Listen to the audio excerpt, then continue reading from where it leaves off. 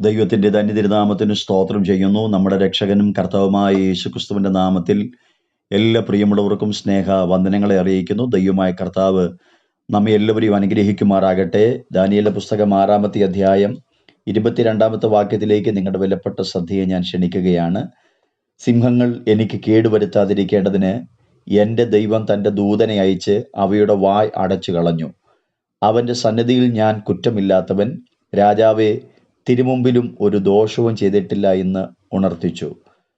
ദാനിയേലിന്റെ പുസ്തകം 6-ാമത്തെ അധ്യായം 28-ാമത്തെ വാക്യം നാം വായിക്കുമ്പോൾ ദാനിയേൽ ശുഭപ്പെട്ടിരുന്നു എന്ന് ദൈവത്തിൻ്റെ വചനത്തിൽ നമുക്ക് കാണുവാൻ കഴിയുന്നു.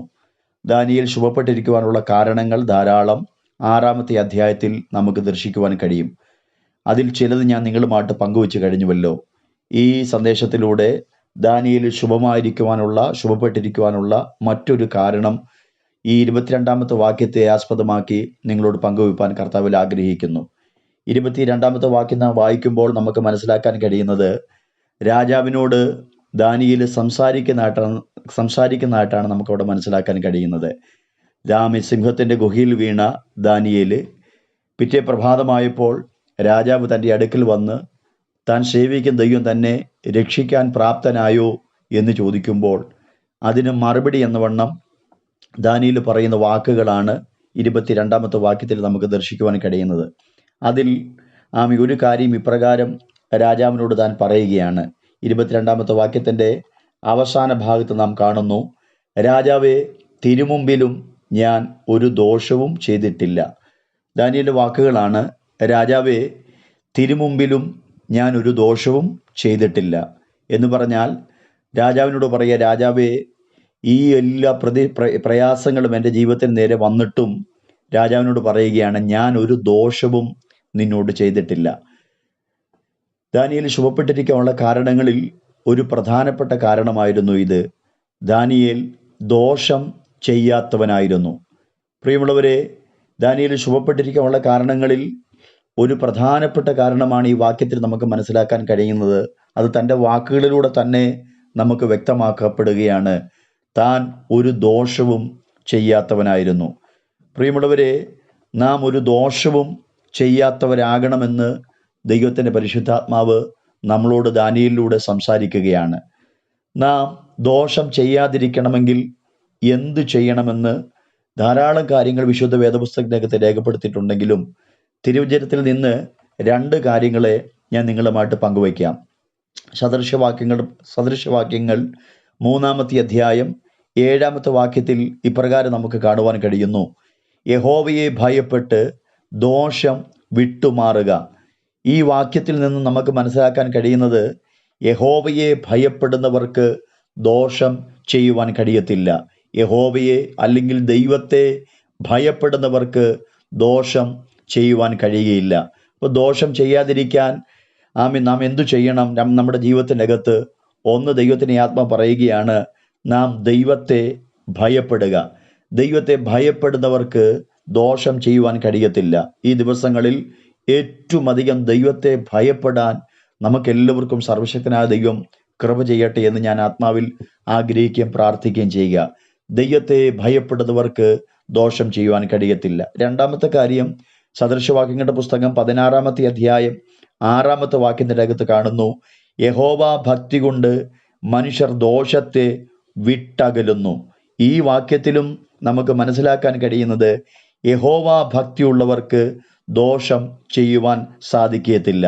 ദൈവത്തോട് ഭക്തിയുള്ളവർക്ക് ദോഷം ചെയ്യാൻ കഴിയത്തില്ല എന്ന് വാക്യം നമ്മെ പഠിപ്പിക്കുന്നു. ആകയാൽ ഈ ദിവസങ്ങളിൽ ദൈവത്തോട് ഭക്തിയുള്ളവരാകാൻ, അങ്ങനെ ദൈവഭക്തിയുള്ളവർക്ക് ദോഷം ചെയ്യുവാൻ കഴിയത്തില്ല. സ്തോത്രം. 2 കാര്യങ്ങളാണ് ഞാൻ തിരുവചനത്തിലൂടെ നിങ്ങളുമായിട്ട് പങ്കുവച്ചത്. 1 ദൈവഭയവും, 2 ദൈവത്തോടുള്ള ഭക്തിയും. ഈ ദൈവത്തോടുള്ള ഭയവും ദൈവത്തോടുള്ള ഭക്തിയുമുള്ളവർക്ക് ദോഷം ചെയ്യാതിരിക്കുവാൻ കഴിയും. നാം ദോഷം ചെയ്യാതിരിക്കണമെങ്കിൽ 2 കാര്യങ്ങൾ നമ്മുടെ ജീവിതത്തിൽ പാലിക്കപ്പെടണം.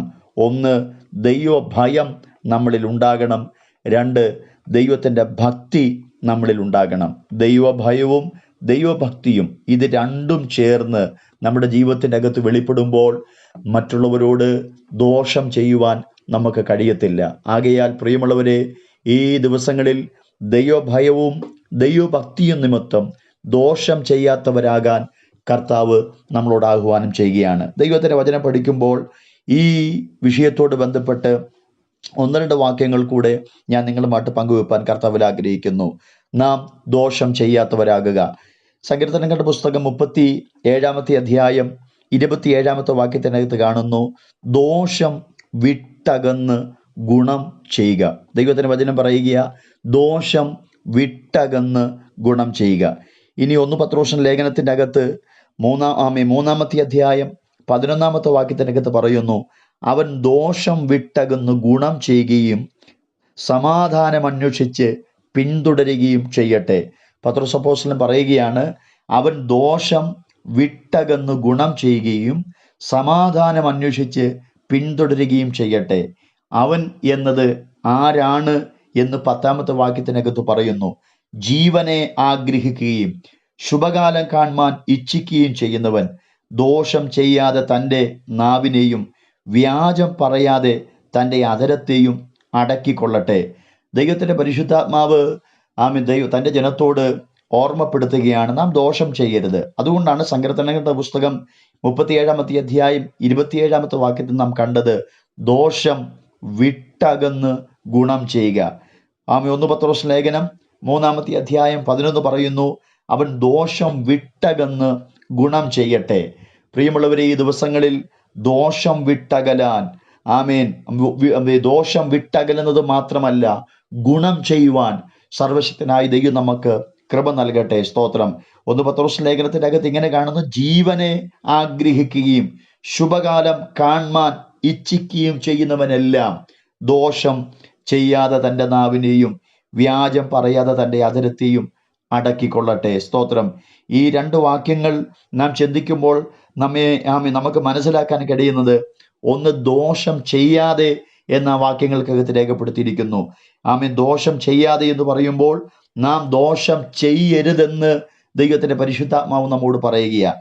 രണ്ടാമത്തെ കാര്യം, ദോഷം വിട്ടകന്ന് എന്നവിടെ രേഖപ്പെടുത്തിയിരിക്കുന്നു. എന്ന് പറഞ്ഞാൽ ദോഷം ചെയ്യുന്നവർ അത് വിട്ടകലണമെന്നും ദൈവത്തിൻ്റെ പരിശുദ്ധാത്മാവ് നമ്മോട് പറയുന്നു.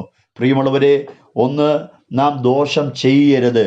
ഏതെങ്കിലും സാഹചര്യത്തിൽ ദോഷം ചെയ്താൽ അത് വിട്ടകലാൻ പരിശുദ്ധാത്മാവ് നമ്മോട് ഓർമ്മപ്പെടുത്തുകയാണ്. സ്തോത്രം.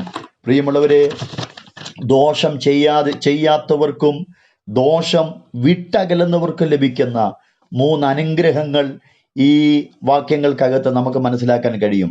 സങ്കീർത്തനങ്ങളുടെ പുസ്തകം 37 27 വാക്യത്തിനകത്ത് 1-ാമത്തെ അനുഗ്രഹം കാണുന്നു, സദാകാലം അവർ സുഖമായി വസിക്കും.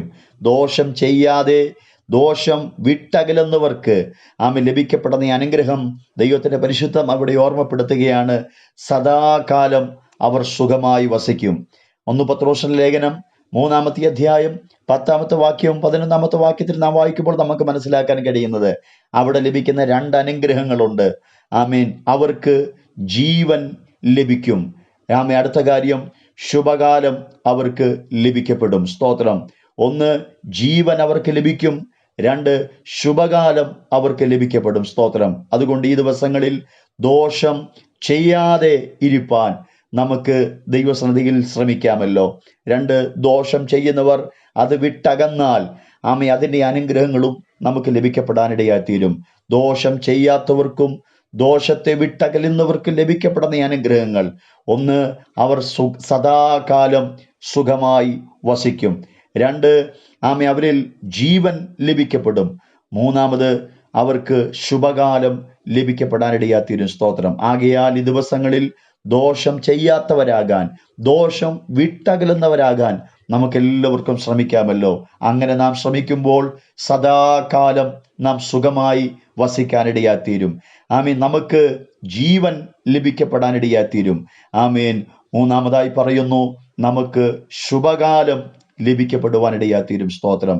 ദാനിയേലിനെ കുറിച്ച് ദൈവത്തിന്റെ പരിശുദ്ധാത്മാവ് രേഖപ്പെടുത്തിയത് ഇങ്ങനെയാണ്, ദാനിയേൽ ദോഷം ചെയ്യാത്തവനായിരുന്നു. താൻ ദോഷം ചെയ്യാത്തവനായി ജീവിച്ചതിനാൽ തനിക്ക് സ്തോത്രം ഒരു ശുഭത ലഭിക്കപ്പെടാനിടയായിത്തീർന്നു. സ്തോത്രം. തൻ്റെ ജീവിതത്തിൽ താൻ ശുഭപ്പെട്ടിരുന്നു എന്ന് ദൈവത്തിൻ്റെ വചനം നമ്മെ ഓർമ്മിപ്പിക്കുക. സ്തോത്രം. ആകയാൽ പ്രിയമുള്ളവരെ, നമുക്കും ദോഷം ചെയ്യാതെ ശുഭകരമായ ഒരു അനുഭവത്തിലേക്ക്, സദാകാലം സുഖമായി വസിക്കുന്ന ഒരു അനുഭവത്തിലേക്ക്, ജീവൻ ലഭിക്കുന്ന ഒരു അനുഭവത്തിലേക്ക്, ആമേ, ശുഭകാലത്തോടെ സാമേ നാം വസിക്കുന്ന ഒരു നല്ല അനുഭവത്തിലേക്ക് നയിക്കപ്പെടാൻ സർവശക്തനായ ദൈവം നമുക്കെല്ലാവർക്കും കൃപ നൽകട്ടെ എന്ന് ആത്മാർത്ഥമായി ആഗ്രഹിക്കുകയും പ്രാർത്ഥിക്കുകയും ചെയ്യുന്നു. ദൈവം ഈ വചനങ്ങളാൽ നമ്മെ ഏവരെയും അനുഗ്രഹിക്കുമാറാകട്ടെ.